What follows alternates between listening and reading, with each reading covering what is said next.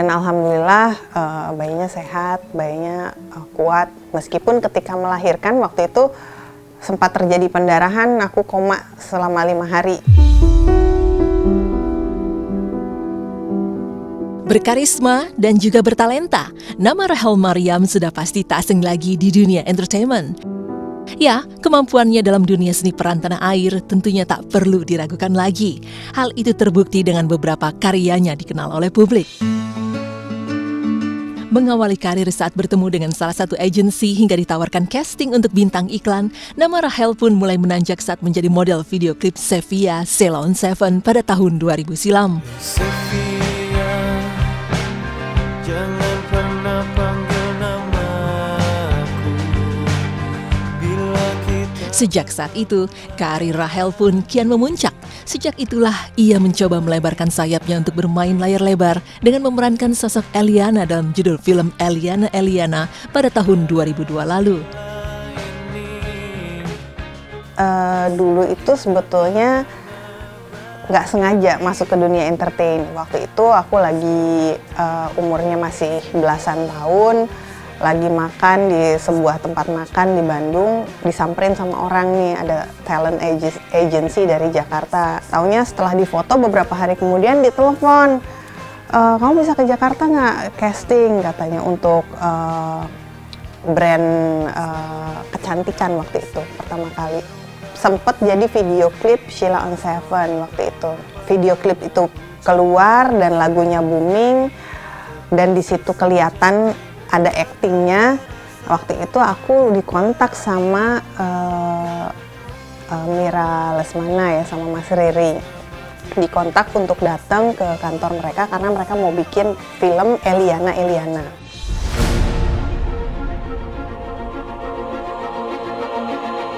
Tentu tak mudah bagi wanita yang memiliki nama lengkap Rachel Maryam Saidina ini mengarungi lika-liku perjalanannya sebagai seorang aktris, terlebih kala itu Rachel nyatanya tak mendapatkan restu dari kedua orang tuanya. Waktu itu terus terang aku struggle sendiri ya. Bangku kuliah tuh aku tinggalkan, aku nggak selesaikan bangku kuliah, aku memilih berkarir hijrah pergi ke Jakarta dan mengejar mimpi aku sebagai seorang aktris. Nggak disupport sama keluarga pada saat itu, tapi ya aku buktikan sampai akhirnya nih aku ternyata bisa, aku berhasil, aku sukses. Kembali saat kepopularitasannya sebagai pemain film berada di puncak, wanita asal Bandung ini bertemu dengan sosok tambatan hati Muhammad Akbar Pradana atau yang akrab disapa Ebes. Keduanya pun akhirnya mengikrarkan janji pada 25 Juli tahun 2005. Hingga kehidupannya pun kian terasa sempurna dengan kehadiran sosok malaikat kecil Muhammad Kale Mata Angin. Namun sayang, rumah tangganya tak berjalan dengan mulus. 5 tahun mengarungi biduk rumah tangga, Rachel memutuskan untuk menggugat cerai Ebes lantaran Ebes meminta Rachel untuk keluar dari dunia politik.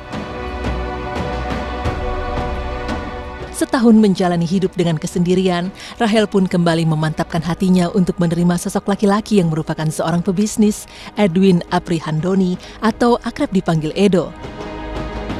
Berawal dengan pertemuan keduanya pada saat umroh ke Tanah Suci Mekah, hingga akhirnya Rachel dan Edo memutuskan untuk menikah siri pada 16 Desember 2011 lalu.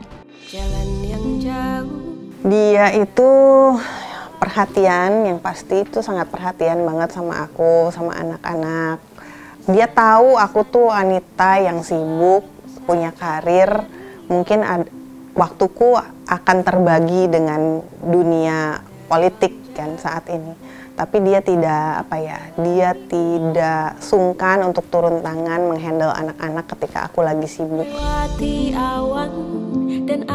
Ya waktu itu ada permasalahan keluarga yang pada saat itu mungkin ada sebagian keluarga yang belum siap menerima kami bersama berdua gitu.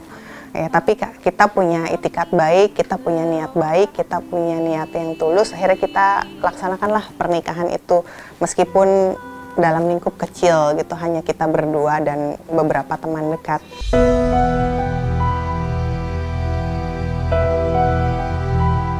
Mengarungi bahtera 8 tahun lamanya, keduanya pun memutuskan untuk mensyahkan pernikahannya secara hukum. Rintangan demi rintangan yang dijalani saat mengandung dan juga melahirkan sang buah hati tak membuat Rahel putus asa, meski harus mengalami pendarahan yang hebat serta pengangkatan rahim. Namun, dirinya bersyukur anak laki-laki yang dikandungnya pun lahir selamat dengan nama Muhammad Ejaz Mata Air. Masya Allah.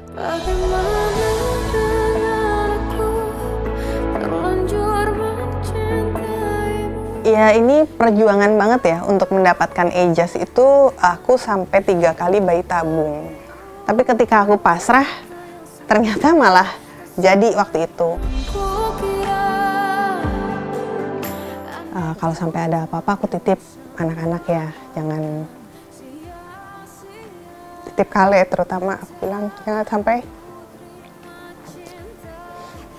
sampai dia nyalahin, kalau ada apa-apa dia nyalahin adiknya gitu kan. Suamiku cuma bilang, ya udah tenang aja, atau enggak kan apa-apa kok, kamu bismillah, kamu berdoa. Oke. Itu ternyata udah beberapa hari kemudian, terus aku diceritain, ya kamu kemarin pendarahan, kamu sempat koma beberapa hari gitu. Ya aku bersyukur sih bahwa aku masih masih diberikan kesempatan sama Allah untuk hidup gitu pada saat itu, nggak lewat gitu, karena masih diberikan kesempatan untuk mengasuh anak aku sendiri, bisa mengurus bayi aku.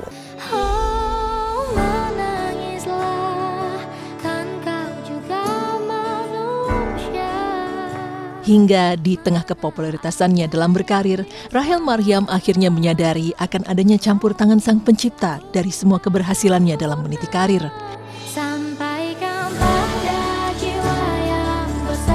Hingga setelah kepulangannya menjalani ibadah umroh untuk pertama kalinya, Rahel pun memutuskan mulai menata diri dan mendekatkan diri kepada Sang Khalik. Dan dengan keinginannya sebagai seorang muslimah yang taat, Rahel pun mengubah penampilannya dengan berhijab. Dimulai dari pertama kali aku umroh. Dan akhirnya pada saat itu ya udah deh aku berangkat gitu, nemenin teman aku yang ngajakin umroh ini.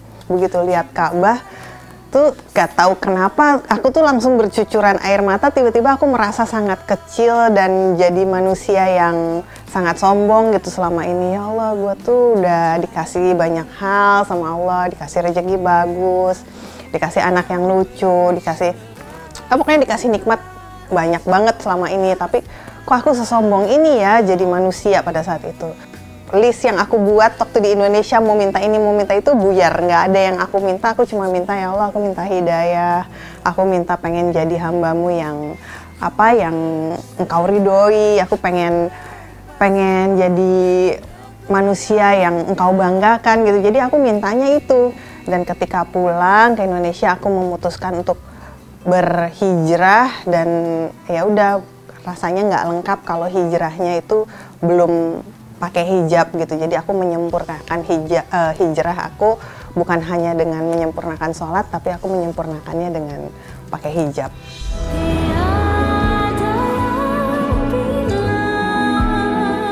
Sahabat cantik, semoga dengan nikmat yang hadir di setiap perjalanan kehidupan Rahel Maryam dapat selalu mengingatkannya kepada Allah Subhanahu wa Ta'ala. Amin ya Rabbal Alamin.